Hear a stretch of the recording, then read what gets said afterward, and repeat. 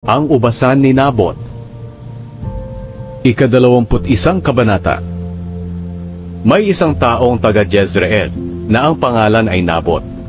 May taniman siya ng ubas sa Jezreel sa tabi ng palasyo ni Haring Ahab ng Samaria.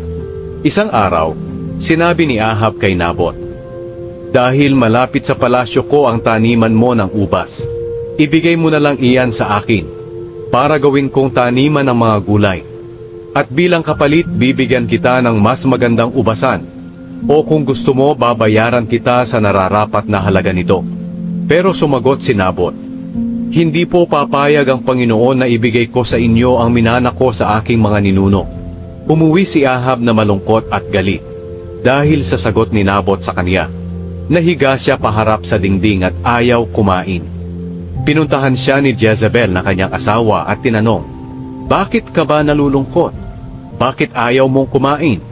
Sumagot siya, "Sinabi ko kay Nabot na bibilhin ko ang taniman niya ng ubas. O kung gusto niya ay papalitan ko ito ng mas magandang ubasan." Pero hindi siya pumayag. Sinabi ni Jezebel, "Hindi ba't ikaw ang hari ng Israel? Bumangon ka at kumain.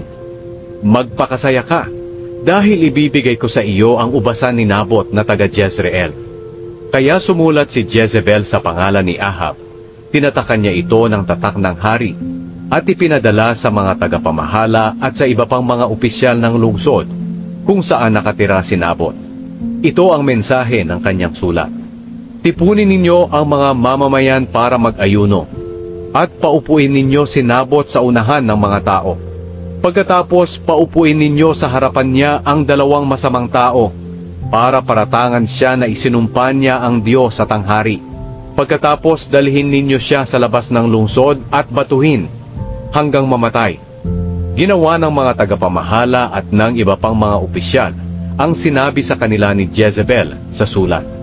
Tinipon nga nila ang mga mamamayan para mag-ayuno at pinaupo nila si Nabot sa unahan ng mga ito. Pagkatapos, may dumating na dalawang masamang tao. Umupo sa harapan ni Nabot at pinaratangan nila ito sa harapan ng mga tao. Sinabi nila, "Isinumpa ni Nabot ang Diyos at ang hari." Kaya dinala nila si Nabot sa labas ng lungsod at binato hanggang mamatay. Pagkatapos, sumulat sila kay Jezebel na binato nila si Nabot at patay na ito.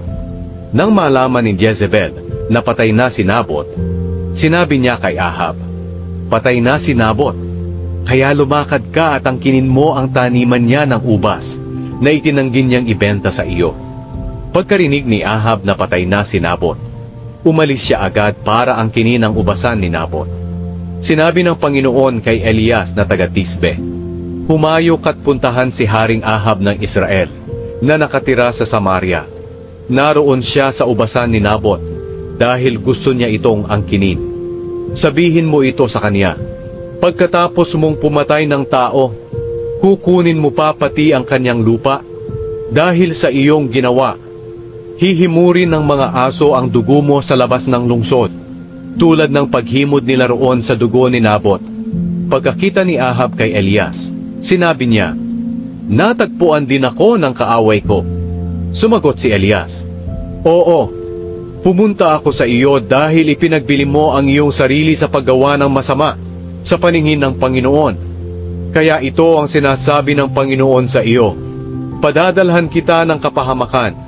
Papatayin ko ang lahat ng iyong angkan na lalaki, alipin man o hindi. Lilipulin ko ang pamilya mo katulad ng ginawa ko sa pamilya ni Jeroboam na anak ni Nebat at sa pamilya ni Baasya na anak ni Ahiya. Dahil ginalit mo ako at ikaw ang naging dahilan ng pagkakasala ng mga Israelita." At tungkol naman kay Jezebel, sinabi ng Panginoon, "Nakakainin siya ng mga aso sa pader ng Jezreel. Ang mga kabilang sa pamilya mo na mamamatay sa lungsod ay kakainin ng mga aso, at ang mamamatay sa bukid ay kakainin ng mga ibon." Wala ng ibang taong ipinagbili ang sarili sa paggawa ng masama sa paningin ng Panginoon, katulad ng ginawa ni Ahab, dahil sinulsulan siya ni Jezebel na kanyang asawa. Gumawa siya ng masasamang bagay sa pamamagitan ng pagsamba sa mga Diyos-Diyosan, katulad ng ginawa ng mga Amoreyo na pinalayas ng Panginoon sa mga Israelita.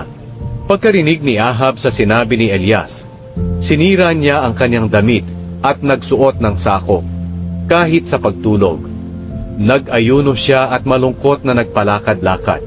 Sinabi ng Panginoon kay Elias na taga-Tisbe, nakita mo ba kung papaano nagpakumbaba si Ahab ng kanyang sarili sa aking harapan?